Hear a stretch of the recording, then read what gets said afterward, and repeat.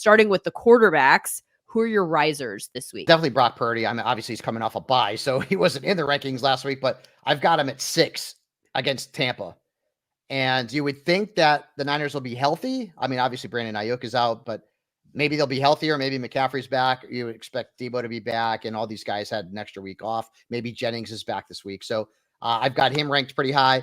Patrick Mahomes is in my top 8. I don't love the matchup this week, and I would love to see him have a good game in a poor matchup on paper, although Lamar did light up the Broncos like a Christmas tree last week. But I've got him moved up into the top 10. And then Kirk Cousins, who I loved last week, I've got him at 11 this week. New Orleans, they are banged up. They just traded Marshawn Lattimore. Yep. So their defense is not very good. They're a team in decline. They obviously fired their head coach. So Kirk Cousins should put up a great stat line this weekend. What about the fallers? Caleb Williams is a massive faller. I hope he bounces back. He's got New England this week. It's not like bad matchup. It's not a great matchup. It's kind of a middling matchup. I'm seeing him getting dropped in leagues.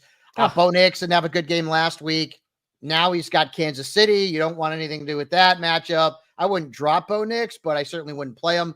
And then Joe Flacco. We all had high hopes against Minnesota, and he had 3 points. And their offensive line's not great. And this week he's got Buffalo, which is not a great matchup either. So Joe Flacco in traditional leagues, if he's been picked up, I could see him getting cut, although there are 4 teams on a bye. Going to the running backs now. Yeah, J.K. Dobbins, I've got him at 15 right now. He's got a good matchup against Tennessee. I didn't like the matchup last week, and he certainly just smashed against the Browns.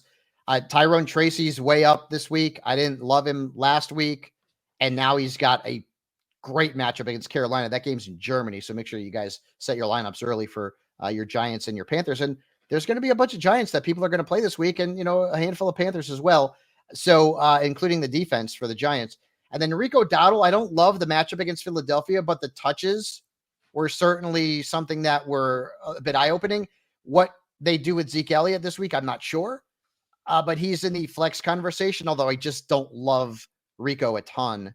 But there's 4 teams on a bye. What about the fallers from a running back standpoint? Got David Montgomery ranked probably as low as I've had him all year long.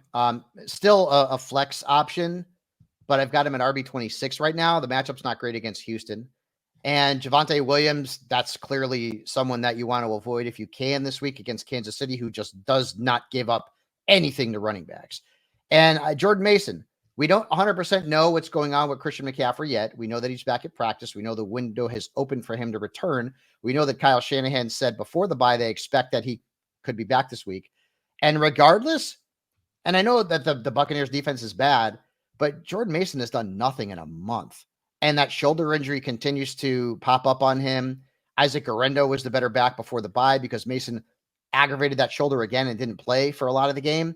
So his value is taken a downward fall lately. Wide receiver risers. Zay Flowers is rising. Devontae Adams is rising against the Cardinals this week. And now there's no Mike Williams. Alan Lazard is on injured reserve. So we should get a bunch of targets to DA. It took, I guess, a few games for him and Aaron Rodgers to get reacclimated, but they certainly looked like they were there this past week. And then, DeAndre Hopkins has got to be a riser. He's got to be a riser after what he did last week. I would love to see him do it this week against against Patrick Surtain and the Denver Broncos. Sutton's a player who I just looked at as a faller. That's why I mentioned him. But Hopkins coming off a 2-touchdown game. Again, I'll continue to say 4 teams on a bye.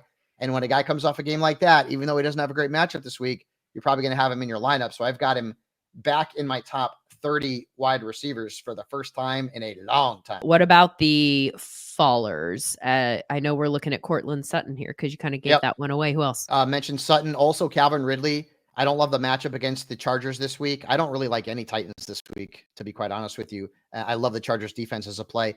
But Ridley's been back in our good graces the last couple of weeks since the Titans traded away DeAndre Hopkins. But I don't love the matchup. And then Marvin Harrison Jr., I don't love the matchup. I didn't like the matchup last week.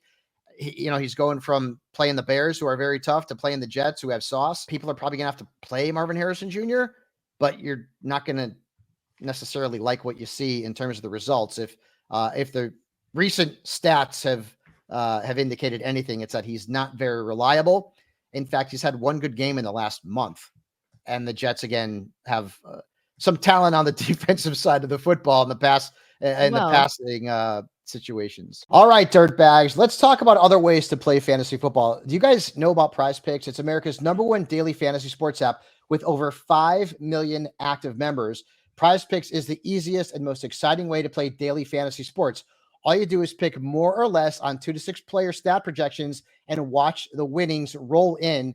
You can now win up to 100 times your money on Prize Picks with as little as 4 correct picks. you can turn your hot takes into cash, Fabs. Listen here to figure out which players have the best matchups of the week. We always talk about guys that we like more or less depending on their matchup.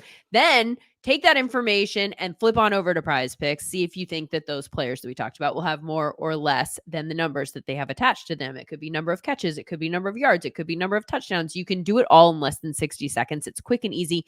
And if you have a strong take about a guy that you don't have on your fantasy team, this is the place to put that take to work for you. Download the Prize Picks app today. Use the code FANTASYDIRT and get $50 instantly when you play $5. That's code FANTASYDIRT on Prize Picks to get $50 instantly when you play $5. You don't even need to win to receive the $50 bonus. It's like free money, guaranteed. Prize Picks, run your game. Tight ends. We already mentioned Mike Gesicki at the top of the show. He's in our risers. Yeah, he's tight end 11. Matt Rhodes' doppelganger has been red hot. Really? And you mentioned really he kind of does. Eric All, you mentioned, is out, and we don't expect T. Higgins this week. So there's going to be, and listen, the Ravens are not great in terms of their pass defense.